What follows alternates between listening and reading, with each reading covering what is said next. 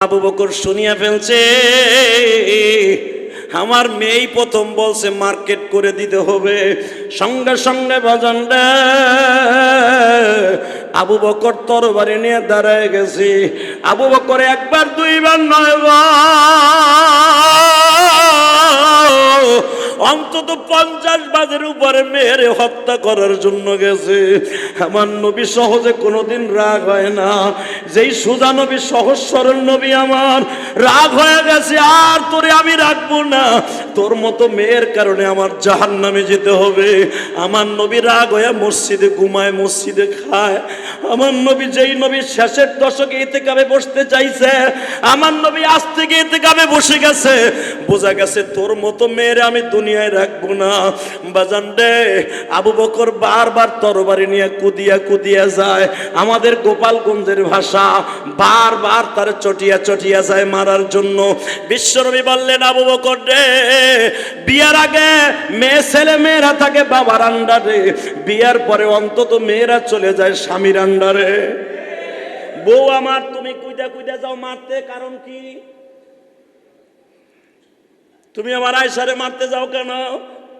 ইয়া রাসূলুল্লাহ,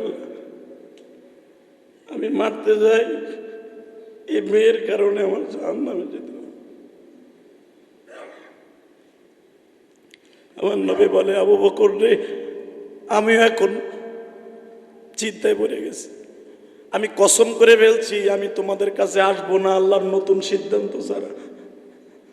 আমার মন চাইতেছে এই কয়দিন মসজিদে খাই, মসজিদে ঘুমাই, এই যে 8-10 দিনের মতো হয়ে গেল, আমারও মন চাইতেছে আবার বিবিদের কাছে যাই, আমি নবী যাই আর নিজেই সরি বলি। কারণ আমি একটু রাগ হয়ে গেছিলাম, আমি সোহাসারটা মানুষ, আমি রাগ হয়ে গেছি, আমি বলে ফেলছি আল্লাহর কসম, আল্লাহর সিদ্ধান্ত ছাড়া আমি তোমাদের ঘরে আসবো না।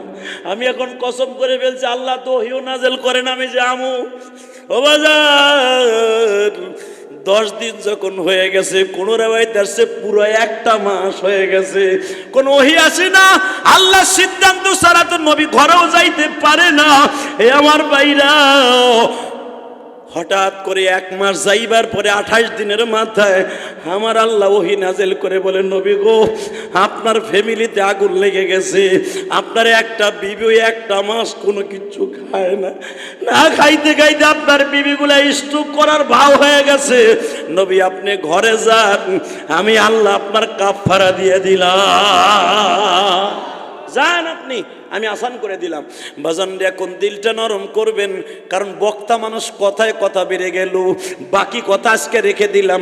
আমার বিশ্বনবী যখন ঘরে গেছে, এই 1টা মাস বিবিদের কাছে কসম করে যায় না, স্বাভাবিক এখন একটু লজ্জা লাগার কথা কিনা? আমার বিশ্বনবী যুদ্ধের মাঠে কেন খায় না? নবীর ভাগে খাবার ছিল, নবীর খাবারটা নিজে উঠায় রাখছে।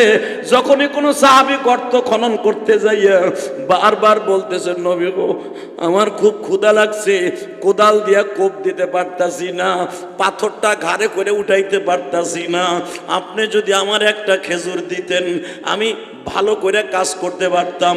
নবীর পানির গিলাসটা, নবীর খাজুরটা ওই সাহাবীর গালের মধ্যে দিয়া, নবীর আঙ্গুলটা গালের মধ্যে দিয়া বলতেন, যা আমি দোয়া করে দিয়ে গেলাম, বাকি কাজটা দ্রুত করিতে দে, চালাই লয়ে যা, আল্লাহ তোরে সাহায্য করবে। ইন তানসুরুল্লাহ ওয়া ইয়ানসুরুকুম ওয়া ইউসাব্বিত আকদামাকুম। বিশ্বনবী কোরআনের আয়াত পড়ে বলতেন, তুমি যখন আমি নবীর সাহায্য করবা, আমার আল্লাহর সাহায্য করবা, 100% ভাবে আল্লাহ তোমার সাহায্য করবে। সাহাবী এই ওয়াজ শুনে যাইতেন, যাইয়া দ্রুত গতিতে কাম শুরু করে দিতেন, বিজয় লাভ করতেন।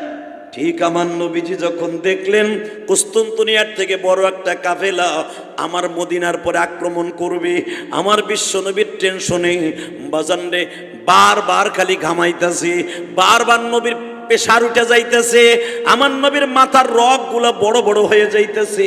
মনে রাখবেন, নবী যখন বেশি টেনশন করতেন, এই মাথার এই রগগুলো খাড়ায় যেত।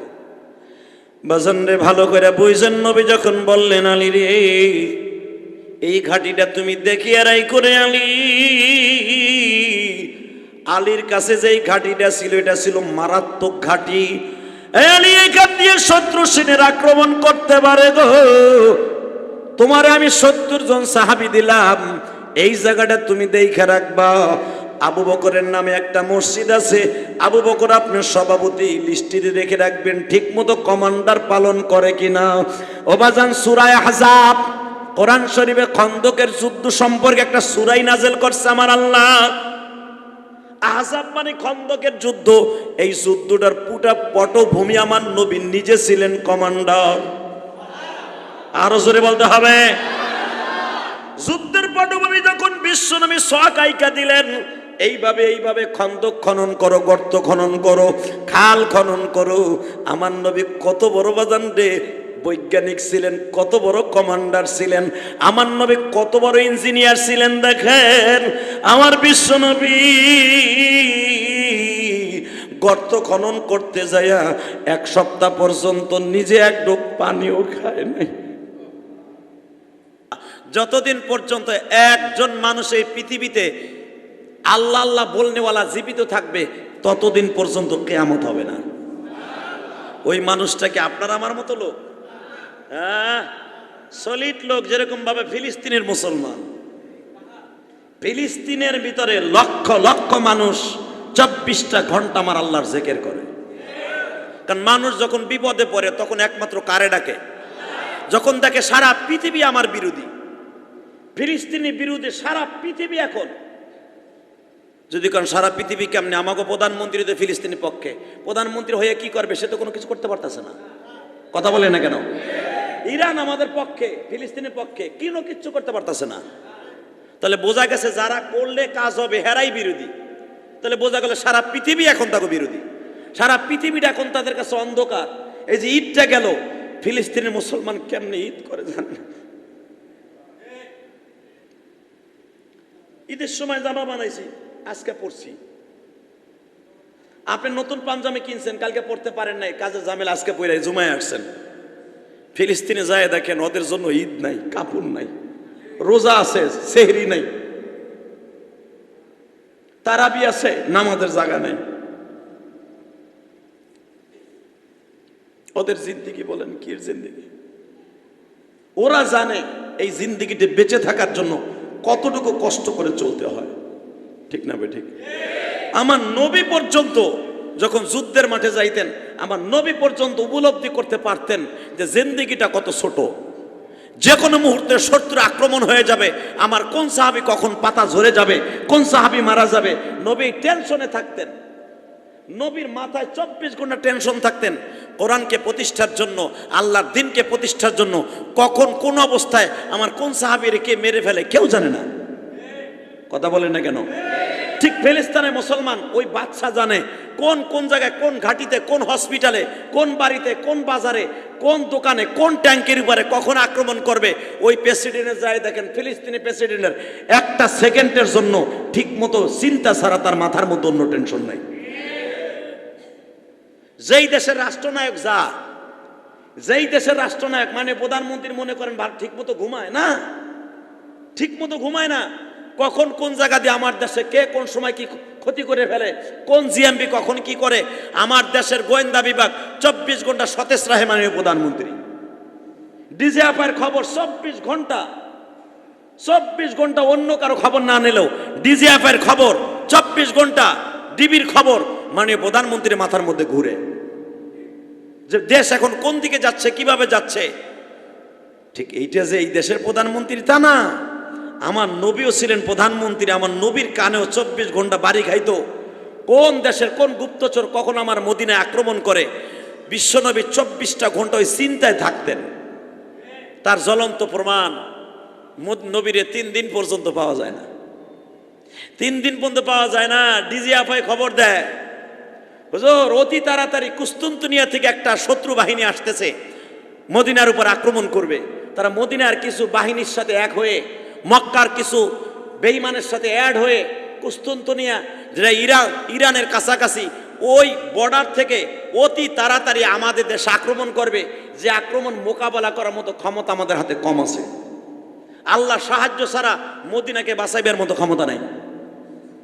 নবী আমার এই টেনশনে, উম্মাতের টেনশনে, আপনারা জানেন আপনারা জানেন আমার নবী একটা যুদ্ধ পেটে পাথর বাইন্দা করছিল, সেটা হলো খন্দকের যুদ্ধ। সুবহানাল্লাহ বলেন। আমার নবী একাধারে 1 সপ্তাহ পর্যন্ত এক ঢোক পানিও খায় না।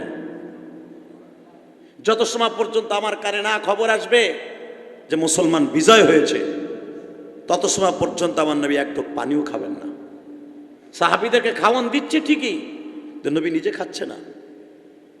তাহলে বুঝে নেন আমার নবীর মাথায় কত টেনশনের চাপ ছিল। আমি আরো সহজ করিয়ে দেই, এই ঈদের সময় যারা আছেন, অনেক ফ্যামিলি আছে পোলাপানে ঠিক মতো বাজারও দিতে পারেন নাই, পকেটে পয়সা নাই, মার্কেট করতে পারেন নাই। রমজান যত তাড়াতাড়ি শেষ হয়ে যাচ্ছে, বাপের মাথার মধ্যে তত টেনশন চাপছে। পোলারে অন্তত দিতে হবে 10,000, বিবিরে দিতে হবে 10,000, মেয়ের জামাইরে দিতে হবে 10,000, মেয়ের দিতে হবে অন্তত 7,000, ছোট পোলারে ছোট মেয়েরে দিতে হবে 10,000। এই 60,000 টাকার তো মার্কেটে দিতে হবে। হালাকে আমার ইনকাম আছে মাসে হুদা 50,000 টাকা, আমার মার্কেটেই যদি যায় 50-60,000 টাকা, তাহলে আমি বাজার করবো কি দিয়া? কথা বলেন না কেন? অবশ্যই হয়তো আমার কামলা দিতে হবে, নলে মানুষের মাইরা 2 টাকা কামাইতে হবে। হ্যাঁ, মানুষ অসৎ পথে কেন যায়? এই যে কোন পুলিশটা ঘুষখোর, পুলিশের বেতন কত? পুলিশের বেতন দেয় কত? তার ফ্যামিলি ফ্ল্যাট ভাড়া যায় 30,000 টাকা, আর বেতন হলো 44,000 টাকা, 35,000 টাকা, 38,000 টাকা একটা পুলিশের বেতন। একটা এসআইয়ের বেতন 45,000 টাকা, আর ফ্ল্যাট ভাড়া যায় 32,000 টাকা। মেয়া কথা কন না কেন? এখন যদি কোন ভালো ফ্ল্যাটের দরকার, কি বস্তিতে থাকতে পারে না? কে বস্তিতে থাকবো কে? তোমার মনও যেরকম ভালো চায়, তার মনও ভালো চায়। কথা বলেন না কেন? সৌদি আরবে একটা পুলিশের বেতন মিয়া, একটা পুলিশের বেতন 1 লক্ষ টাকার উপরে। খবর নিয়ে দেখেন, এবার খবর নিয়েছি 1 লক্ষ টাকার উপরে, বাংলাদেশি টাকার 1 লাখ টাকার উপরে একটা পুলিশের বেতন। তো ওই দেশে যে ঘুষ খায় না, কিনলে খায় না, বেতন যদি ঠিক মতো দেয়, মালিক যদি ঠিক মতো দেয়, 100% আপনার বাড়ির দারোয়ানও আপনার বাড়ি একটা গুটি বাটি, এমনকি 1 টাকা চুরি করে আপনার বাড়ির থেকে 1 টাকা সরাবে না। কথা কন না গে? তখনই আপনার কোম্পানির ভিতরে 2 নাম্বারই ঢুকবে, যখন আপনি কর্মচারীর বেতন ঠিক মতো উপযুক্ত কর্মচারীর বেতন দিবেন না। এটা মনে রাখবেন। ফ্যাসিলিটি কিন্তু ইমানের একটা অঙ্গ, ঠিক না? ঠিক। তো ইন দি মিন টাইমে রাসূলুল্লাহ সাল্লামের মাথার মধ্যে ঘুরপাক খাইতেছে, আমার সাহাবীরা কোন দিক দিয়ে মারা যায়, কোন দিক দিয়ে কি করে। আপনারা জানেন খন্দকের এখানে 5টা মসজিদ আছে, 5টা মসজিদে নবী 5টা ঘাঁটি করলেন, 5 জন সাহাবীরে দায়িত্ব দিলেন, আপনি এই ঘাটির মধ্যে থাকবেন, শত্রু সেনা যদি দিক দিয়ে আক্রমণ করে, আপনার আমি 50 জন সাহাবী দিলাম, এই 50 জন নিয়ে ওদের মোকাবেলা করবেন। আলীর নামে একটা মসজিদ আছে, আলীরে বলে দিলেন আপনি এই ঘাটিতে থাকবেন। তখন কিন্তু আলী নবীর মায়ের জামাই, মায়ের জামাই। আমরা তো ছোটদেরকে সম্মান করি না, বড়দেরকে আমরা শ্রদ্ধা করি না। আমার নবী মাইয়ার জামাইরে আসেন বাসেন কইতেন। সুবহানাল্লাহ বলেন না? হালাকে দেখেন, নবী যখন নবীর বয়স 41 বছর, তখন আলীর বয়স মাত্র 10 বছর। তাহলে কয় বছরের ছোট? হ্যাঁ, অঙ্ক তো ভুলে গেছেন কেমন হয়? কত বছরের ছোট? 31 বছরের ছোট, তার মা ছোট মাইয়ের জামাই। 31 বছরের ছোট তারে নবী বলতেছে, আলীরে বলতেছে, মসজিদে আলী যেটাকে বলা হয়, যেটা সবচাইতে হাজিরা বেশি প্রাধান্য দেয়। আল্লাহ, তখন হাসান হোসাইনের দুজনের জন্ম হয়ে গেছে। আমার নবী আলীরে বলে দিলেন, আলীরে এই ঘাটিটা আপনি দেখে রাখবেন। আলী লজ্জায় বলে, আপনি এখন আপনি আমার আপনি কন, আমি এখন আপনার মাইয়ের জামাই, আপনি আমার তুই কইবেন। নবী আমার বলে, আলীরে আমি নবীতে একটা সুন্নাত জারি করে গেলাম, ছোটদেরকে সম্মান, বড়দেরকে শ্রদ্ধা। এটা যদি আমি নবী না করি, 100% আমার উম্মত করবে না। ঠিক না? ঠিক। এখন আপনার প্রশ্ন আসতে পারে, তাহলে নবী করলো, তাহলে তার উম্মতরা করে না? অবশ্যই মনে হয় নবীর মধ্যে ভেজাল ছিল, নাউজুবিল্লাহ। হ্যাঁ, খবরদার, এইটা আবার মাথার মধ্যে আইনেন না। বাজান রে, ভালো করে বুঝছেন, নবী যখন বললেন, আলী রে এই ঘাটিটা তুমি দেখিয়ে রাই করে, আলী আলীর কাছে যেই ঘাটিটা ছিল, এটা ছিল মারাত্মক ঘাটি। আলী এখান দিয়ে শত্রু সেনের আক্রমণ করতে পারে গো, তোমারে আমি 70 জন সাহাবী দিলাম, এই জায়গাটা তুমি দেখে রাখবা। আবু বকরের নামে একটা মসজিদ আছে, আবু বকর আপনার সভাপতি, লিস্টিতে রেখে রাখবেন ঠিক মতো কমান্ডার পালন করে কিনা। ও বাজান, সূরা আহজাব কোরআন শরীফে খন্দকের যুদ্ধ সম্পর্কে একটা সূরাই নাযিল করছে আমার আল্লাহ। আহজাব মানে খন্দকের যুদ্ধ। এই যুদ্ধটার পুরো পটভূমি আমার নবী নিজে ছিলেন কমান্ডার। আরো জোরে বলতে হবে। যুদ্ধের পটভূমি যখন বিশ্বনবী সকাইকা দিলেন, এইভাবে খন্দক খনন করো, গর্ত খনন করো, খাল খনন করো। আমার নবী কত বড় বাজান রে বৈজ্ঞানিক ছিলেন, কত বড় কমান্ডার ছিলেন, আমার নবী কত বড় ইঞ্জিনিয়ার ছিলেন। দেখেন আমার বিশ্বনবী গর্ত খনন করতে যায়া 1 সপ্তাহ পর্যন্ত নিজে এক ডোব পানিও খায় নাই। সংসারে যে মুরব্বী, আপনি খবর লয়ে দেখেন ছেলে মেয়ে নাতি পোতারে সবাই মার্কেট দিছি, কিন্তু বাবা আমরা এমনও আছি যে একটা স্যান্ডেলও আমি নিজের টাকা দিয়ে কিনি নাই। ঠিক না ঠিক? আমি ইলিয়াসুর রহমান জেহাদির কথা আমি নিজে বলি। এই যে দেখতেছেন নতুন জামা, নতুন লুঙ্গি, নতুন স্যান্ডেল, আমি আমার নিজের টাকা দিয়ে একটা টাকাও কিনি না, হয়তো কেউ আমারে হাদিয়া দিছে। এখানে অনেক কোটিপতি শিল্পপতি আছে, মায়াই দিছে, পোলাই দিছে, শ্বশুর বাড়ির থেকে দিছে, শালা সম্বন্ধিতে দুলাভাই হিসাবে দিছে। আমি অনেককে দিছি, কিন্তু আমার নিজের টাকা দিয়ে আমি কিনি নাই। কেন কিনি নাই? টাকা নেই এই জন্য নয়। অনেকের মনে অনেক কষ্ট থাকে, সেই কষ্ট আমার মালিক ছাড়া কেউ জানে না। ভালো করে মনে রাখবেন, আমার বিশ্বনবী সমস্ত সাহাবীদের কর্তা, সমস্ত সাহাবীদের অভিভাবক। আমার বিশ্বনবী মনে মনে ভাবে, আমি যদি খাই আমার সাহাবীরা খাওন পাবে না। নবীর খাওনটা নিজে গাইঠে করে রাখতেন। যেই সাহাবীর ক্ষুধা বেশি থাকতেন, নবীর খাবারটা তারে পকেটের থেকে তুলে দিতেন। দেখবেন অনেক মা দুঃখিনী আছে, গো বাবা আপনার বাবা আপনার জন্য 8টা কমলা আনছে, ফ্যামিলিতে 8 জন সদস্য, মায়ের ভাগে একটা কমলা পড়ছে, মায়ের ভাগে একটা খেজুর পড়ছে, মায়ের ভাগে একটা আপেল পড়ছে। মা নিজে না খায়া ফ্রিজের মধ্যে রাইখা দেয় গো বাবা। ছোট্ট মেয়েটা, ছোট্ট নাতিটা দৌড়ে যে বলে, দাদি আমারে তুমি আর একটা কমলা দাও। বাজান রে, কমলা তো 8টা, 8 জনে ভাগ করে নিয়ে গেল। ওই কমলাটা কই পাইল? ওই কমলাটা আর কেউ পায় নাই, ওটা হলো জনম দুঃখিনী মায়ের ভাগেরটা। ঠিক না বেঠি? এইরকম আরো বুঝাই দিলাম, আমার বিশ্ব নবী যুদ্ধের মাঠে কেন খায় না? নবীর ভাগে খাবার ছিল, নবীর খাবারটা নিজে উঠে রাখছে। যখনই কোনো সাহাবী গর্ত খনন করতে যাইয়া বারবার বলতেছে, নবী গো আমার খুব ক্ষুধা লাগছে, কোদাল দিয়া কোপ দিতে পারতাছি না, পাথরটা ঘাড়ে করে উঠাইতে পারতাছি না, আপনি যদি আমার একটা খেজুর দিতেন আমি ভালো করে কাজ করতে পারতাম। নবীর পানির গিলাসটা, নবীর খাজুরটা ওই সাহাবীর গালের মধ্যে দিয়া, নবীর আঙ্গুলটা গালের মধ্যে দিয়া বলতেন, যা আমি দোয়া করে দিয়ে গেলাম, বাকি কাজটা দ্রুত করিতে দে, চালাই লয়ে যা, আল্লাহ তোরে সাহায্য করবে।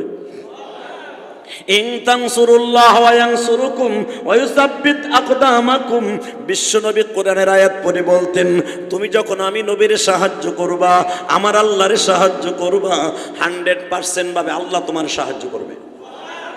সাহাবী এই ওয়াজ শুনে যাইতেন, যাইয়া দ্রুত গতিতে কাম শুরু করে দিতেন, বিজয় লাভ করতেন। ঠিক আমার নবীজি যখন দেখলেন কুস্তুনতুনিয়ার থেকে বড় একটা কাফেলা আমার মদিনার পরে আক্রমণ করবে, আমার বিশ্ব নবীর টেনশনে বাজান রে বারবার খালি ঘামাইতেছে, বারবার নবীর প্রেসার উঠে যাইতেছে, আমার নবীর মাথার রগগুলো বড় বড় হয়ে যাইতেছে। মনে রাখবেন, নবী যখন বেশি টেনশন করতেন এই মাথার এই রগগুলো খাড়ায় যেত। মনে হয় বুঝাইতে পারে নাই। যখন দেখবেন আপনি বেশি টেনশন করবেন, যখন আপনি বেশি রাগ হবেন, তখন মাথার এই রগগুলো খাড়ায় যায়। আর আমার নবীর বুখারীতে আসছে, সূরা আহজাবের মধ্যে আসছে, নবীর এই 2 ভুরুর মাঝখানে একটা রগ আছিল, যেটা বুখারীতে আসছে। এই দুই ভুরুর মাঝখানে একটা রগ আছিল, এই রগটা নবীর এরকম রক্তের মতো লাল হয়ে যেত। যখন নবী কোনো টেনশন করতেন অথবা কোনো দিন রাগ হইতেন, এই মাথার এই দুই ভুরুর মাঝখানে এরকম কাশির মতো একটা রগ থাকতেন, এইটা একবারে লাল হইয়া কোলবালিশের মতো ফুইলা উঠতেন। যখন এটা কোলবালিশের মতো ফুইলা উঠতেন তখন কোন সাহাবী, কোন বিবি, এমন কি জিবরাইল নবীর সঙ্গে আসতেন না।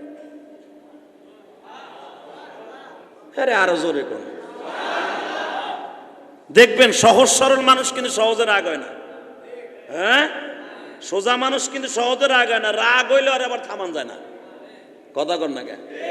দেখবেন যারা একটু সহজ সরল এরা পুরা বছরের ভিতরে রাগ হয় না, একদিন হয়। যেদিন হয় ওই একদিনে এক সপ্তাহ। আর যাগো রাগ বেশি এখন হয়েছে 1 ঘন্টা পরে নাই। ঠিক না বেঠিক? যারা সহজ সরল দেখবেন মাশাআল্লাহ এগো বউরা বড় আরামে আছে, কিন্তু যেদিনকে দেখবেন রাগ হইয়া গেছে সোজাডায়, সেদিন যতই পায় দাঁড়ো আর যা কিছু করে, যতই নেওয়ায় মোছায়, আর কাজ হয় না। ঠিক আমার নবী বেলাও তাই। আমার নবী একবার রাগ করছে 11 জন বিবির উপরে, 9 জন বিবির উপরে। আলহামদুলিল্লাহ বলেন না? ঠিক এমন একটা রমজানের ভিতরে নবী আমার রাগ করে ফেলছে। সোজা মানুষ, আমার নবীর সাথে সোজা কোনো ম্যান পৃথিবীতে আল্লাহ কাউরে বানায় নাই। আমার নবী এত সহজ সরল ছিলেন। আল্লাহ, আল্লাহু আকবার, আল্লাহু আকবার। তো নবী একদিন এরকম রমজান মাসে, রমজানের ভিতরে এতেকাবে বসার আগে আমার নবী পুরা মাসে এতেকাব বেশি করছেন।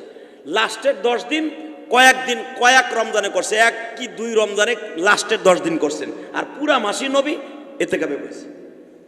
তো লাস্টের 10 দিন যেই বছর বইছে, ওই বছর বিবিদের সাথে পরামর্শ করতে হঠাৎ করে মা আয়েশা বলে ফেলছে, ইয়া রাসূলুল্লাহ, এত বছর গেল রোজার রাত নাযিল হলো, সব বাড়িতে মার্কেট হয়, আমাকে কোনো রোজায় কোরবানিতে কোনো মার্কেট হয় না।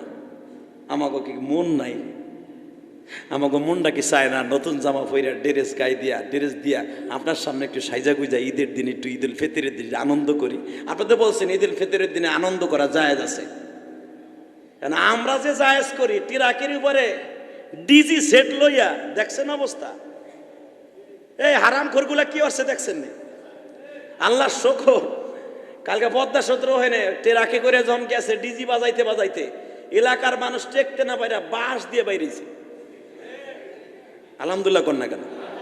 আর এই ডিজি এমন ডিজি ঘরের হাড়ি পাতিল সুদ্ধা কাঁপে। এ কথা কন্যা কেন? জোরে কন। সে কি আওয়াজ, ট্যাক ট্যাক। হারাম খোরগুলা করে কি দেখছেন? ওকে একবারও ভাবলো না বাদ্যযন্ত্র হলো শয়তান খুশি, আর বাদ্যযন্ত্র সারা ঘরের মধ্যে আনন্দ করা। স্ত্রী পুত্র এক জায়গায় বইয়া মুসকি মুসকি হাসা, একজনের খাবার আর একজন খায়া, একজনের প্লেট থেকে থাবাথাবি করে খাওয়া, এইটাই হলো সুন্নাত। স্বামী স্ত্রীরে খাওয়াই দেয়া, স্ত্রী স্বামীরে খাওয়াই দেয়া, মাঝে মাঝে স্ত্রীরে মুখের মধ্যে খাবার এভাবে ডইলা দেয়া, এইটা আনন্দ। আর আমরা করি কি, খাওয়ান দাওয়ান বাদ দিয়া টিরাকের ডিজি ভাড়া কইরা ওরে ড্যান্স রে, ব্রিজের রেলিং সুদ্ধা কাঁপে। ওই রাস্তায় যদি শয়তানও যায়, শয়তানকে তোর কাছে মাফ চাই, আমি এক মাস বান্দা ছিলাম, ভালো ছিলাম, কিল্লিকে তোকে টিরাকে আইলাম। কথা কন না কেন? তোকে টিরাকের ডিজির বাদ্যের আওয়াজে আমি শয়তান এখন আগুন লেগে গেছে আমার কানে। তো শয়তান যদি ওই গ্রাম থেকে পালায়, তাহলে তুই কে আমার কা মুসলমানের পোলা, তুই বুঝালো। কথা কর না কেন? এ জোরে কন। ধন্যবাদ জানাই যারা টেরা খেলাকে বাইরে ফাটাই হেলাইছে। আপনাদের কাছে আমার 2টা পায়ে হাত দিয়ে বলবো, এই যে ঈদের দিনে ডিজি বাজানো, এই প্রথাটা, ঘরের মধ্যে ডেক সেট বাজানো, এটা কে দিল আপনার এই প্রথাটা? লজ্জা লাগে না? 1 মাস রোজা রাখা রোজাদারের কানে গান শোনানো ঈদের দিন, নাউজুবিল্লাহ নাউজুবিল্লাহ। হালাকে ঈদের দিন প্রত্যেকটা মুসলমানের ঘরে কোটি কোটি ফেরেশতা যায়। যদি কোন কি লয়ে যায়, হেরা খাইতে যায় না, আপনারে বস্তা বইরা বইরা সওয়াব লয়ে যায়। এখন যদি চাই, এখন ড্যাপ ড্যাপ ড্যাপ, ফেরেশতারা কবে তোরে খাওয়াবো গাপ গাপ, তোরে দেবো বাস বাস। নাউজুবিল্লাহ বললেন না?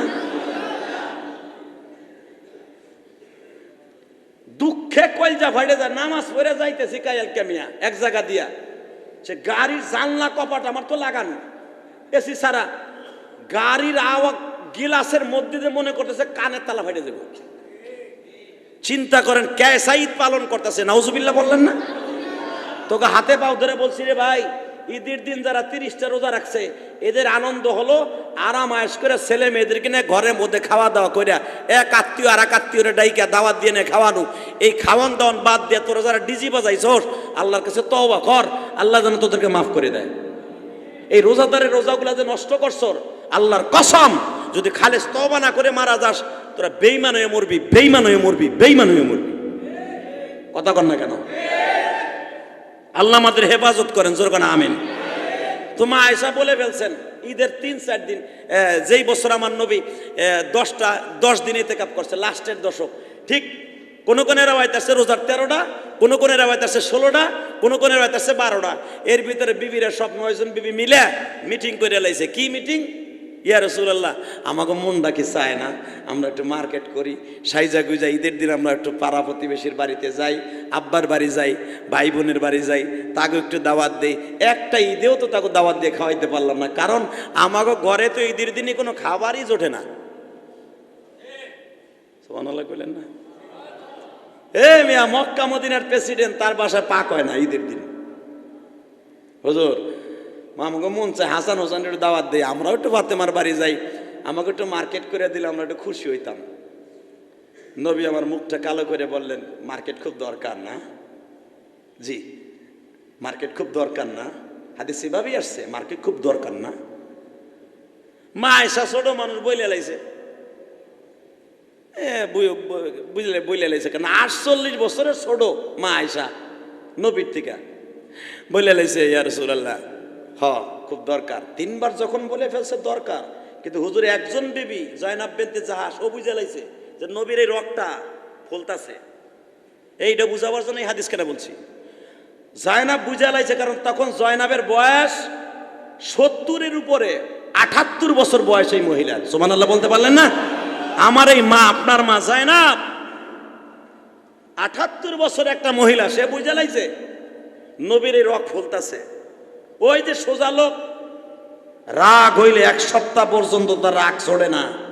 আমার নবী তো সহজ সরল, আল্লাহু আকবার। আমার নবী কোনো পেঁয়াজ গোছ বুঝতেন না। যখন 3 বার জিজ্ঞেস করছে, মার্কেট খুব দরকার না? মার্কেট খুব দরকার আয়েশা? আয়েশা বলে, জি, এবার যদি দেন তাহলে আমরা নিমু। আপনি তো এবার এতে কবে পুরো মাস বসেন নাই, আমাকে সুযোগ হয়েছে মার্কেট করার। আমার নবী বলে, আয়েশা বুঝা শোনা কও মার্কেট খুব দরকার। জয়নাব দৌড় দেয়া নবীর পাও দুটা ধরাইয়া ধরে বলে, না লাগবে না, এতদিন যখন নেই নাই বছরে দরকার নাই। মা আয়েশা বলে ফেললেন, আফা আপনি বেশি বুঝেন না, নবী যখন বলছে দরকার দরকার, তাহলে নবী হয় মনে হয় নবীর পকেটে পয়সা আছে। বাজান রে, জয়নাব বলে, আয়েশা রে তুমি ছোট মানুষ, সব বিষয় তুমি এখানে কথা বলো। তুমি দেখছো আমার নবীর রগ, সামনের এই 2 বুড়োর মাঝখানে রগ 2টা মোটা হয়ে গেছে। নবী আমার আয়েশার কথায় কোনো জবাব না দিয়া মসজিদে নববীতে চলে গেলেন। নবী আমার মসজিদের মধ্যে বইয়া চিন্তা করতেছে, মালিক আমি কেমন স্বামী গো, আমি আমার বিবিদের চাহিদা মিটাইতে পারি না। তারা আমার কাছে অভিযোগ করে ফেলেছে, এত বছর পর্যন্ত মার্কেট চোখেও দেখি নাই, এদের দিন সব বাসায় খাবার হয়, আমাদের বাসায় হয় না, আমরা হাড়ি না জ্বালায় হাদিয়া যা আসে তাই খাই। নবীকে আমরা একটু মার্কেট করতে চাই। আল্লাহ তুমি তো আমার সম্পদ দিতে চাও, আমি নেই না। আল্লাহ তাহলে কি আমি স্বামী হিসাবে ভালো মেন না? সঙ্গে সঙ্গে আমার আল্লাহ সূরা আহজাব নাযিল করলেন। যেই সাহাবীর কথা বলছিলাম, খন্দকের যুদ্ধের কথা বললাম, যেই সূরাটা, এই সূরার মধ্যে আমার আল্লাহ বলে দিলাম, নবী আপনার 9 জন বিবিরে বলে দেন প্রত্যেক জনরে আপনি তালাক দিয়ে দিবেন কালকা। সবাইরে তালাক দিবেন আপনি কালকা। কে বলতেছে? আল্লাহ। জোরে বলেন, কে কে? ডাইরেক্ট কোরআন শরীফের আয়াত নিয়া 9 জনকে তালাক দিবেন আপনি। কথাটা কে বলতেছে? আল্লাহ। আমি আপনাকে নতুন করে আবার বিয়ে দিব, যান। আমার নবীর অন্তরে ব্যথা দিছে, আমার নবীর চাইতে তারা বেশি বুঝে ফেলাইছে। বাল তু'থিরুনাল হায়াতাদ দুনিয়া ওয়াল আখিরাতু খায়রু ওয়া আবকা। জান, তারা দুনিয়ারে চাইছে, আখিরাত চায় নাই। আমার নবীর চাইতে বেশি বুঝে লাইছে, তাকে মার্কেট খুব দরকার। জান, ঘোষণা দিয়ে আসেন, আমি আল্লাহর অর্ডার, তোমাদের প্রত্যেককে আমি তালাক দিয়ে দিব, নতুন করে আমার আল্লাহ অন্য মেয়ের সাথে আমাকে আল্লাহ বিয়ে দিবে। হ্যাঁ, ওই যে সোজা মানুষ যদি রাগ হয়ে যায়। নবী যখন ঘরের মধ্যে ঢুকে গেছে, এই রগটা বাবা উঁচা হয়ে গেছে, জিদ্দের ছোট নবীর শরীর লাল হয়ে গেছে। আল্লাহ যখন নবীদের বিরুদ্ধে কোরআনের আয়াত নাযিল করছে, আপনি এক্ষুনি যান, আপনার মনে আপনার বিবিরে কষ্ট দিছে গো, নবী এক্ষুনি তাদেরকে বলে দেন, আমি 9 জনকে একসাথে তালাক দিব, আমি আবার 9 জনকে একসাথে বিবাহ করব। এমনকি আমার আল্লাহ বলছে 50টা মহিলার সাথে আমার আল্লাহ বিয়ে দিবে। 50 ইমরা, জোরকান মারহাবা। 50 ইমরা, 50 জন মহিলার সাথে আমার নবীরে বিয়ে দিব আমি আল্লাহ। বলে দেন আপনি। এখন আপনি বলেন, সোজা মানুষ যখন বেকা হইছে, যেই আল্লাহ অর্ডার দিচ্ছে আপনি বলে দেন 50 জনের সাথে বিয়ে দেবে, তখন 9 জনের বিয়ে তালাক দেয়া। আল্লাহর অর্ডার ডাইরেক্ট সূরা আযাবের মধ্যে আসছে। যখন বলছে তোমাকে 9 জন একসাথে তালাক দেওয়ার কথা, আল্লাহ বলছে আমি মার্কেট দিতে পারবো না, তালাক দিতে বলছে। এই খবরটা চলে গেছে আবু বকরের কানে, আবু বকরের কানে। এটা যদি আপনার আমার মাইয়া হইতো, আর আপনি একজন প্রেসিডেন্ট, হ্যাঁ মিয়া, আপনার মন্ত্রী পোলা দেহে বিয়া দিছে, আপনি যদি কম তুই মার্কেটের কথা কইলে তোর তালাক দিন, আপনি তো হিন্দা কইতেন জামাই সুদ দেখাই এলাম আজকে। কথা ঠিক না বেঠিক? তোর জামার গোষ্ঠী কি নাই, তোর নাই টাকা পয়সা নাই, এই তুই দেশের রাষ্ট্রনায়ক, তুই দেশের প্রেসিডেন্ট, তুই আমার মাইয়ার অন্তত একটা 3 পিস দিতে পারবি না, তুই কিসের সাতার প্রেসিডেন্ট, তোর বাইরে লুলা বানায় হলাম। কথা বল না কেন? আবু বকরের কানে গেছে, আমার আল্লাহ বলছে তার মাইয়ারে তালাক দিয়ে দিতে। বাজান রে, আবু বকর একবার দুইবার না 10 বার কইদা গেছে তরবারি নিয়া। ডাইরেক্ট কোরআন শরীফের মধ্যে দেখবেন, বানানো কথা আমি বলি না। ও বাজার, আপনাদের সামনে যে জুমার নামাজ পড়াইতে আসি, এখনো পর্যন্ত অনেক মেহনত করে তারপরে আসি। প্রতিদিন জুমার নামাজটা যদি আমার না থাকতো, আমি যে কত প্রশংসা করতাম আল্লাহ। আমরা যারা এখন এই পর্যায়ের বক্তা আছি, এই জুমার নামাজ আমাকে পড়ানোর জন্য সময় নাই। আমাকে জুমার নামাজটা যদি আমার না থাকতো, বিশ্বাস করেন আমি যে কত খুশি হইতাম। যদি কম তাহলে যান না কে, জামুগা, চিন্তা নেই আপনার, জামুগা খুব তাড়াতাড়ি, জামুগা রিটারে, জামুগা খুব তাড়াতাড়ি। জুমার নামাজ পড়ামো না, যে কোনো এক পিছনে বইয়া নিরিবিলি জুমার নামাজটা পড়ে মাহফিলে জামুগা। কারণ এই জুমার নামাজটার জন্য আমাদের মতো বক্তাদের যাদের এত কষ্ট, ঘুম মাইট দিয়া সেই রংপুরের থেকে কুয়াশার মধ্যে এত কষ্ট করে জুমার নামাজটা পড়ান লাগে, এরপরে ভাই আমাকে বিরুদ্ধে কত ষড়যন্ত্র, কত সমালোচনা। কথা কর না কেন?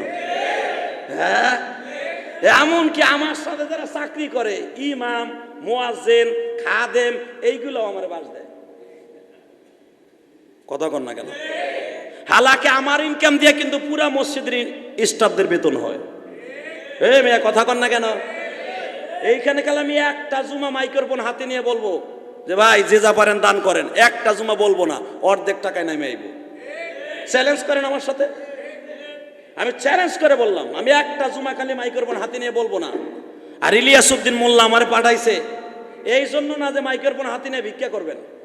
আরে গতকালকে আপনি গতকালকের কথা শোনেন, দেখেন এই যে জুমা এখানে আসার আগে এই 4 দোকানে সমালোচনা হইতেছে আমার, যে কালকে কামটা জিয়াদি সাহেব কি করলো, কি কয় নামাজ পড়ার আগে কি লেগে মসজিদের কালেকশন করলো। নাউজুবিল্লাহ বললেন না? হালাকি আমি আমার নিজের মন মতো কালেকশন করছি। তাহলে এই যে সমালোচনার পাত্র আমি হইতাছি এই মসজিদের কারণেই তো। এই যদি জুমার নামাজটা আমার না থাকতো তাহলে তার এই কথা হন লাগতো না। আমার নিজের মসজিদ আছে, পড়াইলাম না, আমার খতিব রাখা আছে, আমি তার নিজে বেতন দেই। আমি পড়াইলে তার বেতন দেওয়া লাগতো না, আর আমার মসজিদে লাখ লাখ টাকা ইনকাম করতে পারতাম। কথা বলেন না কেন? আপনি ভাবতেছেন এই মসজিদে নামাজ পড়াই আমার মুসল্লিরা সেই শত শত টাকা ভাড়া দিয়ে নারায়ণগঞ্জ থেকে মিরপুর 1 নম্বর দিয়ে জুমা পড়াইতেছে, এই মসজিদ ভালো এর লেগা না, এটা ইলিয়াস রহমান জিহাদির পিছনে একটা ওয়াক্ত নামাজ পড়ার লাগা। কথা সত্য না মিথ্যা? আমি যদি আমার মসজিদে পড়াই এরা এখানে ওইখানেও যাবে। সেই কেরানীগঞ্জ থেকে মুসল্লিরা এখনো আসে, পুরাটা বছর আসে, এই মসজিদে টাকা দেয়। এটা আপনাকে মসজিদের ক্রেডিট না, এটা ইলিয়াস রহমান জিহাদির ক্রেডিট। এটা গৌরব নয়, আল্লাহর অহংকার নয়, আল্লাহর প্রশংসা। এই মালাক আল্লাহ আমার দান করছে। কথা বলেন না কেন? সবাই আল্লাহ সব যোগ্যতা দেয় না। অনেকে বড় আলেম, হে নিজে মনে করে আমি অনেকবার আলেম, আমার সামনে বইয়া একটা ওয়াজ একটা হাদিস যদি ঠিক মতো বলতে পারে, জীবনে ওয়াজ করবো না। হালাকি আপনাদের সামনে পড়র বহুত করে। মনে রাখবেন, এই পৃথিবীতে আল্লাহ এক একজন এক একটা দিয়ে বানাইছে, যেটা অন্য কাউরি দেয় নাই। কথা বলেন না কেন? আমি লক্ষ মানুষের সামনে, হাজার মানুষের সামনে কথা বলাই, ভালোবাসা ভিতরে নিয়ে কথা বলি। তো এই যে যারা আমার চার দোকানে বইয়া গতকালকের কথাটা সমালোচনা করলেন, তওবা করে নিয়েন। আমি আমার নিজের সিদ্ধান্ত, আমি কোনোদিন ওই মসজিদের কালেকশন করি না, আমার কমিটির সিদ্ধান্ত আমি করি। আপনারা কেন কইলেন? আর যদি জুমার অর্থাৎ ঈদের আগে যদি টাকাটা না তুলতাম, জুমার নামাজের পরে যদি তুলতাম, তাও সমালোচনা করতেন। যে বেড়ায় মোনাজাতটা না করে আমরা যাবো একটু বাজার বুজারে, আমরা একটু যাবো একটু মার্কেট করতে, এটা বাদ দিয়ে বেড়া শুরু করছে মসজিদের কালেকশন। তো এই সমালোচনার থেকে বাঁচতে পারতাম যদি জুমাটা আমার না থাকতো। কথা বলেন না কেন? তবে অতি তাড়াতাড়ি বিদায় নিয়ে যাবো, চিন্তা টেনশন করেন না। শুধু একটা কথার জবাব দিবেন, এই জমিনের মালিককে। আরো জোরে বলেন। সহজ সরল নবী আমার। রাগ তো হয়ে গেছে গা, এখন রাগ ভাঙাবে কি দিয়া? রাগ তো কঠিন। সংসারের বড় কর্তা, সারা দুনিয়ার কর্তা, সারা দুনিয়ার বাদশা, দুজাহানের বাদশা, যাকে আল্লাহ বলছে রব্বুল আলামিন, আর যাকে বলছে রহমাতুল লিল আলামিন। আমি হলাম সারা দুনিয়ার বাদশা, আর আমার নবী হলো সারা দুনিয়ার রহমত। নবী তো শুধু নবীর বউগো রহমত না, উনি তো সারা দুনিয়ার রহমত। কথা বলেন না কেন? বাজানরে যখন আবু বকর শুনিয়া ফেলছে, আমার মেয়েই প্রথম বলছে মার্কেট করে দিতে হবে, সঙ্গে সঙ্গে বাজানরে আবু বকর তরবারি নিয়ে দাঁড়ায় গেছে। আবু বকর একবার দুইবার নয়, অন্তত 50 বাজের উপরে মেয়েরে হত্যা করার জন্য গেছে। আমার নবী সহজে কোনোদিন রাগ হয় না। যেই সোজা নবী, সহজ সরল নবী আমার, রাগ হয়ে গেছে, আর তোরে আমি রাখবো না, তোর মতো মেয়ের কারণে আমার জাহান্নামে যেতে হবে। আমার নবী রাগ হয়ে মসজিদে ঘুমায়, মসজিদে খায়। আমার নবী, যেই নবী শেষের দশকে ইতিকাফে বসতে চাইছে, আমার নবী আজ থেকে ইতিকাফে বসে গেছে। বোঝা গেছে তোর মতো মেয়ের আমি দুনিয়ায় রাখবো না। বাজান রে, আবু বকর বারবার তরবারি নিয়ে কুদিয়া যায়। আমাদের গোপালগঞ্জের ভাষা, বারবার তার চটিয়া যায় মারার জন্য। বিশ্বনবী বললেন, আবু বকর রে, বিয়ার আগে ছেলে মেয়েরা থাকে বাবার আন্ডারে, বিয়ার পরে অন্তত মেয়েরা চলে যায় স্বামীর আন্ডারে। বউ আমার, তুমি কুইদা যাও মারতে, কারণ কি? তুমি আমার আয়েশারে মারতে যাও কেন? ইয়া রাসূলুল্লাহ, আমি মারতে যাই এই মেয়ের কারণে আমার জাহান্নামে যেতে হবে। আমার নবী বলে, আবু বকর রে, আমি এখন চিন্তায় পড়ে গেছি, আমি কসম করে ফেলছি আমি তোমাদের কাছে আসবো না আল্লাহর নতুন সিদ্ধান্ত ছাড়া। আমার মন চাইতেছে এই কয়দিন মসজিদে খাই, মসজিদে ঘুমাই, এই যে 8-10 দিনের মতো হয়ে গেল, আমারও মন চাইতেছে আবার বিবিদের কাছে যাই, আমি নবী যাই আর নিজেই সরি বলি। কারণ আমি একটু রাগ হয়ে গেছিলাম, আমি 7-8টা মানুষ, আমি রাগ হয়ে গেছি, আমি বলে ফেলছি আল্লাহর কসম, আল্লাহর সিদ্ধান্ত স্যার আমি তোমাদের ঘরে আসবো না। আমি এখন কসম করে ফেলছি, আল্লাহ তো ওহীও নাযিল করেন আমি যে আমু। ও বাজার, 10 দিন যখন হয়ে গেছে, কোন রেওয়ায়েত আছে পুরো 1টা মাস হয়ে গেছে, কোন ওহী আসে না। আল্লাহ সিদ্ধান্ত ছাড়া তো নবী ঘরেও যাইতে পারে না। হে আমার ভাইরা, হঠাৎ করে 1 মাস যাইবার পরে 28 দিনের মাথায় আমার আল্লাহ ওহী নাযিল করে বলে, নবী গো, আপনার ফ্যামিলিতে আগুন লেগে গেছে, আপনার একটা বিবি 1টা মাস কোনো কিছু খায় না, না খাইতে খাইতে আপনার বিবিগুলা স্ট্রোক করার ভাও হয়ে গেছে। নবী আপনি ঘরে যান, আমি আল্লাহ আপনার কাফারা দিয়ে দিলাম। যান আপনি, আমি আসান করে দিলাম। বাজান রে, এখন দিলটা নরম করবেন, কারণ বক্তা মানুষ, কথায় কথা বেড়ে গেল, বাকি কথা আজকে রেখে দিলাম। আমার বিশ্বনবী যখন ঘরে গেছে, এই একটা মাস বিবিদের কাছে কসম করে যায় না। স্বাভাবিক এখন একটু লজ্জা লাগার কথা কিনা? হ্যাঁ, লজ্জা আপনার নাই, নবীর আছে। যখনই নবী ঘরে ঢুকছে 1 মাস পরে, আরে নবীর কাছে 3টা জিনিস প্রিয় ছিল, মনে রাখবেন। কয়টা? 1 নম্বরে নামাজ, 2 নম্বরই বউ। এটা আমি বলি নাই, নবী নিজে বলছে, ফাজাইল আমল কিতাবে দেখবেন। নবীর কাছে 3টা জিনিস সবচেয়ে বেশি প্রিয় ছিলেন। 1 নম্বরে নামাজ, 2 নম্বরে কি? নারী। নারী নামে নারী বলে তো অন্য নারী জায়গা মেয়া, তার বিবি বলেন কি? নারী বলে আন্তাজে কয় নারী। বিবি কি? আজওয়াজে মুতাহারাত, হাদিস আছে আজওয়াজে মুতাহারাত, ইমরাত না, ইমরাত না, বিবি। নারী বলে কি হয়? সারা দুনিয়ার মহিলাকে প্রেমে আসক্ত হয়, নাউজুবিল্লাহ বলেন। তার বিবি 1 নম্বরে নামাজ, 2 নম্বরে তার আজওয়াজে মুতাহারাত, অর্থাৎ পবিত্র বিবিগুলি। 3 নম্বরে হলো আমার নবীর কাছে আতর, জোরে কোন মারহাবা। 3 নম্বরে কি? জোরে কোন, আরো জোরে। তাহলে ওয়াদা দেন, সারা বছর পকেটে আতর রাখবেন। কোন কোন কোন কি থাকবে? জোরে কোন। ঘরে আপনার শান্তি থাকবে না থাক, আতর তো এই সুন্নাতটা তো থাকবে, এটা থাকা যাবে তো? তাহলে ওয়াদা দেন, কি থাকবে? আতর রাখতে হলে কি লাগবে?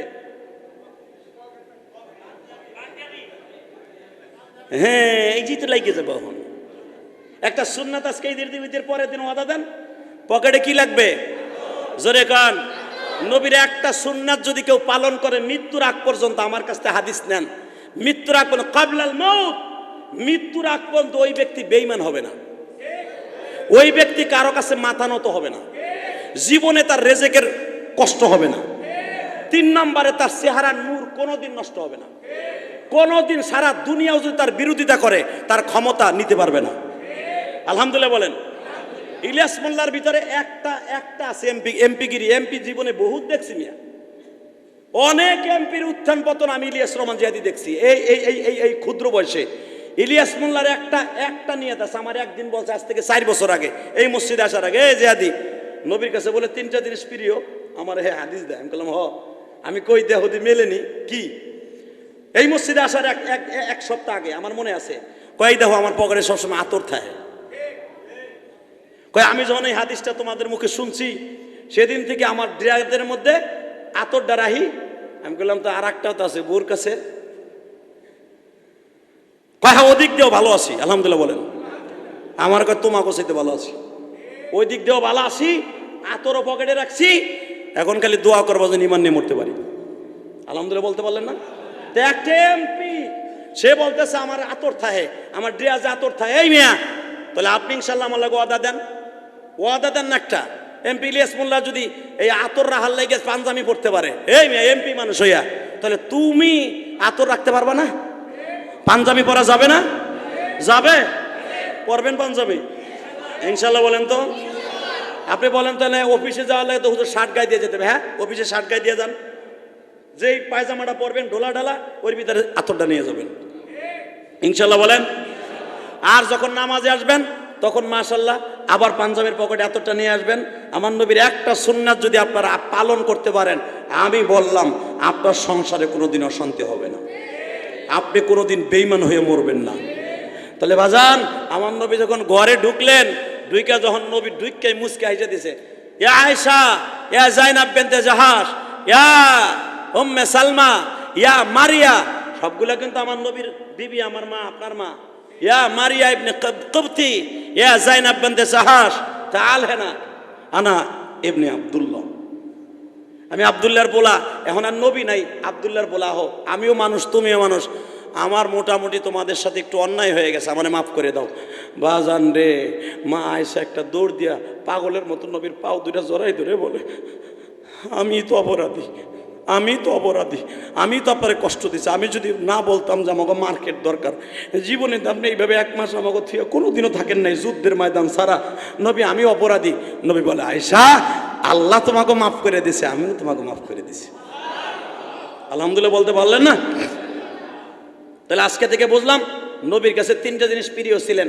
এক নম্বরে কি? 5 ওয়াক্ত নামাজ পড়বেন তো ইনশাআল্লাহ? কে কে পড়বেন দেখে আল্লাহকে হাত তুলে দেখান তো। 5 ওয়াক্ত নামাজ পড়বেন তো? নামান হাত। 2 নম্বরে নবীর কাছে প্রিয় কি? হ্যাঁ, এইটা যে যেমনি পারেন আপনার সংসার আপনি মেনটেন করবেন, এটা আমার দেখার দরকার না, এটা গোপনীয় বাত। নবীরটা নজির করছে, আপনারটা আপনি করবেন, আলহামদুলিল্লাহ বলেন। 3 নাম্বার যেটা, এটা কি? মনে থাকবে, এই একটা আতরের দাম কত মিয়া? 100 টাকা হইলে একটা আতর হয়ে যায়। এই যে সৌদির আগর সবসময় পকেটে রাখি, আমাদের পকেটে আমাদের সব জায়গায় 3 জায়গায় আতর রাখি, যেন সুন্নাতটা খেলাপ না হয়। ওয়াজের ব্যাগে রাখি, পকেটে রাখি, গাড়িতে রাখি। আরে এই সুন্নাত ছাড়া যাবে না। নবীর কাছে 3টা জিনিস এত প্রিয়, আতর, বউ আর হলো নামাজ। একটা সুন্নাত তো রাখতে পারবো, যদি একটা সুন্নাত আমি রাখতে পারি, সুন্নাতে ওয়াহিদা কুল্লু ঈমানা ওয়া আমানা। আল্লাহ বলেন তোমার ঈমানের দায়িত্ব আমি নিব। আল্লাহ আমাদের তৌফিক দান করুন। আসেন তওবা করে আস্তাগফিরুল্লাহ রব্বি মিন কুল্লি যামবি ওয়া আতুবু ইলাইহি লা হাওলা ওয়ালা কুওয়াতা ইল্লা বিল্লাহিল আলিয়্যিল আযীম লা ইলাহা ইল্লাল্লাহু মুহাম্মাদুর রাসূলুল্লাহ। গত শুক্রবার দান বাক্সে অনেক খতিবিরি আপনি করবেন, যারা সমালোচনা করে এরা যেই খতিব এখানে আসুক, আমার নবীও যদি এখানে আবার জীবিত হইয়া খতিবগিরি করতেন, আমার নবীরও সমালোচনা করতেন। কথা কন না কে? আপনি কি ভাবেন আমার নবীর সমালোচনা করে নাই? সূরা মুনাফিকুন, যে সূরা মুনাফিক আছে না, 114টা সূরার মধ্যে একটা সূরার নাম কি? সূরা মুনাফিকুন। এর নাম কি? এটা নাজিল হয়েছে কে জানেন? আপনারা তো জানেন না কিছু। এটা নাজিলই হয়েছে মুনাফিককে সতর্কের কারণে। নবী খুতবা দেয় মসজিদে নববীতে, 3 নাম্বার কাতারে বসতো ওরা, 3 নাম্বার কাতারে। 3 নাম্বার কাতারে বইয়া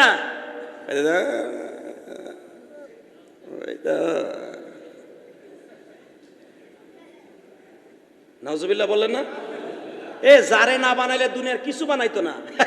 3 নাম্বার কাতারে বইয়া আজকে দিছে দেখো না, আমাকেও কইতেছে, বোঝো নাই তুমি কিছু? এরকম কিছু লোক আছে না নাই? জোরে এখন। তোমার মাইয়া চলে অস্ট্রেলিয়ান গরুর মতো, তুমি মসজিদের সহ সেক্রেটারি, সহ সভাপতি মানে কইয়া তো হালাইছে কোরআন হাদিসের কথা, এর লেগে তুমি খোঁজাখুঁজি করবা? তো ফ্যামিলি নিয়ে কথা কই কে? তোমার বউরে ছেড়ে দিছো কে? কথা কর না কেন? তুমি খাও সুদ ঘুষ, তুমি করো কন্ট্রাক্টারি বেটা, তুই তো সুদ খাইয়া জীবনটা করছো রে বেটা, তুই ঘুষ খেয়ে জীবনটা করছো। আমরা তো জীবনে সুদ ঘুষ কারে কয় চিনিও না। তা আমি তো কম হই, আর কোরআন হাদিসের কথা তো কবই, কথা ঠিক না বেটে? এটা করে যদি তোমার লাগে, তোমার লাগলে আমার কিছু আসে যায় না। তুমি কয় টাকা যাকাত দিছো মাতবার? আর আমরা গুনাহগার এমন আলেম বাংলাদেশে আছে, লাখ লাখ টাকা যাকাত দিছে, কেউ খবরও রাখে না। অতএব আমাদের সমালোচনা করেন না, আমাকে বন্ধু বানাই নিয়েন, দোয়া পাবেন। যারা আমাকে সমালোচনা করেন, আপনার নাম আমি জানি না, কিন্তু ওই মালিক আপনারা চিনে, তাদেরকে বলবো আল্লাহ হেদায়েত দেন। আর যদি হেদায়েত না থাকে, হয়তো লুলা বানায় দেন, নলার ঘরের ভিতর অশান্তি ঢুকাই দেন। কথা কন না কেন? ও বাড়িতে যায় যেন ঠিক মতো ঈদের জামাটাও না পারতে পারে। আর বউ জানে ওরে ভিক্ষা দিয়ে কয় পর মকা, তুই পর, তোর জামা তুই পর, তুই মর, তুই ঘরে না আইলি শান্তি। এই কথা যেন ওর বউতে কয়। আল্লাহ আহেন তওবা করে আস্তাগফিরুল্লাহ। এই জুমা পড়ে একটু পরে আমি মুসাফির হয়ে যাবো, কারণ আজ থেকে আমার মাহফিল শুরু, পুরা বছর মাহফিল। এই মুসাফির হওয়ার আগে দোয়া করে দিয়ে গেলাম, এটা কিন্তু মনের থেকে না, আপনি রাগ করেন না। আমার নবী ওয়াজ করার সময় খোঁজাখুঁজি করতো 3 নাম্বার কাতারে বইয়া। সূরা মুনাফিক করে দেখেন, আমি বানানোর কথা কই না। নবী সামনে বইতো, একবারে সামনে, আবু বকরের পাশে, যেরকম আমার ইমাম সব এখানে বইয়া, আর একজন খোঁজাখুঁজি বলে এই দেখেন কি কইছে, কথা বলেন না কেন? ওই আমার মুয়াজ্জিন সভাপতির নাম, এটা আজকে কি কইছে, আপনি তো ঠিক পান নাই, আমি ঠিক পাইছি। তে মগার ফমগা, তুই ঠিক পাইছিস, আমারে কইলি না কেন? তুই সভাপতির কসকে থাপ পাইয়া গাল গুল ছুটে হেলাবো। তুই চাকরি চলে গেলে 2 মাস চাকরি না করলে, তোর বেতন না হলে তোর বউ চল মেয়ে ভাড়া দিয়ে চলতে পারবি না। কিন্তু আল্লাহ আমাকে এমন এবিলিটি দান করছে, সারা জীবনও যদি কোনো চাকরি না করি, খতিবগিরি না করি, সে এবিলিটি আল্লাহ আমাকে দান করছে। আল্লাহকে ভালো না বাসলে আল্লাহ এগুলো আমাকে দিতেন না। অতএব সকলের কাছে হাত পাও ধরে বলি, আমাকে সমালোচনা করেন না, আপনাকে পাও ধরছি, সমালোচনা করেন না। আমি যদি এই মসজিদে কোনো কিছু চাই, টাকা পয়সা, আমি নিজের জন্য চাই নাই। আমি যদি আমার মসজিদ মাসার জন্য চাই, আল্লাহর কসম করে বলছি, আমার নিজের জন্য চাই নাই, আল্লাহ আমাকে যথেষ্ট দিছে, যথেষ্ট দিছে। আপনার আর কয় টাকা দিছে? আপনার থেকে 10 গুণ আল্লাহ আমারে দিছে। আপনি কল্পনাও করতে পারবেন না আল্লাহ আমি মোল্লারে কি পরিমাণ দিছে। আপনি আমার সমালোচনা করে লাভটা কি? আসেন তওবা করে আস্তাগফিরুল্লাহ রব্বি মিন কুল্লি জামবি ওয়া আতুবু ইলাইহি লা হাওলা ওয়ালা কুওয়াতা ইল্লা বিল্লাহিল আলিয়্যিল আযীম। আল্লাহুম্মা আমিন। ربنا ظلمنا أنفسنا وإن لم تغفر لنا وترحمنا لنكونن من الخاسرين.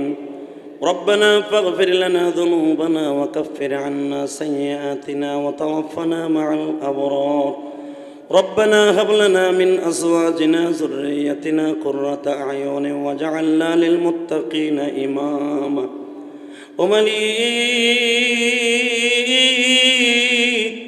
রহমতের নজরে তাকায়া যদি একটু দেখতা তোমার বান্দাগুলা কত গুনাহ করছে। গতকালকে যেই যুবকগুলা ডিজি বাজাইয়া ঈদের আনন্দ করছে ওদেরকে মাফ করে দাও গো আল্লাহ। আল্লাহ আমার যুবক ভাইরা বুঝে না, এদের বুঝদান করো, এদের বাবা মাকে মাফ করিয়া দাও।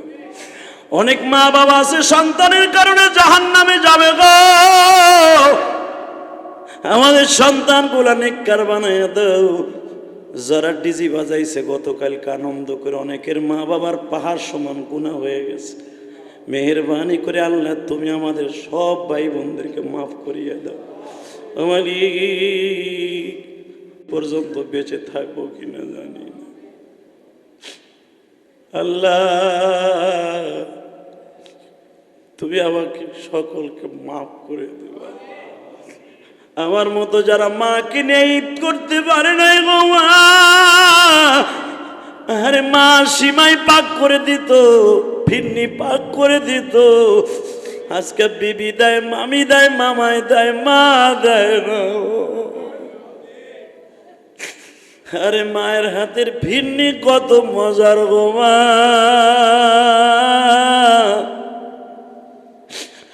কত ভালো ভালো জিনিস খাই মা, তোমার হাতের মতো ভাই।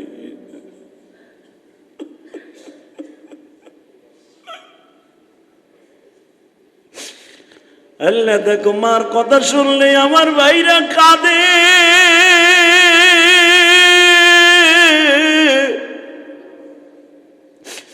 বাবার কথা মনে করে যারা কাঁদে গো, এদের সবাইকে তুমি মাফ করে দিও, এদের জানে মালে বরকত দিয়ে দিও আল্লাহ। আমাদের সকলের গুনাহগুলো মাফ করে দিও আল্লাহ। এই মসজিদের বর্তমান কমিটি, বিগত কমিটি সবাই মাফ করে দিও আল্লাহ। এমপি সাহেব 2 দিন আগে যখন টেলিফোন করছি দোয়া চায়ার বলে, মিতা দোয়া কইরো কয়দিন বাইসা থাকবো জানি না, আমি যেন জনগণের খেদমতের উদ্দেশ্যে করতে পারি, আমার জীবনে আর কোনো আশা নাই আল্লাহ। 15 বছর ক্ষমতায় রাখছে আমার মতো লোকরে, আর কি চাই?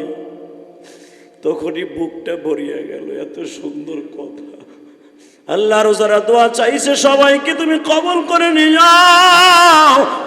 আমার মতো যারা মা হারাইছে তাদের মাফ করে দিও। আমরা যারা বুঝি না বুঝদান কইরো, নবীর একটা সুন্নাতকে আদায় করতে পারি তৌফিক দিয়ে দিও। আজ থেকে ওয়াদা করছে নবীর একটা সুন্নাত আতরের শিশি পকেটে রাখবে।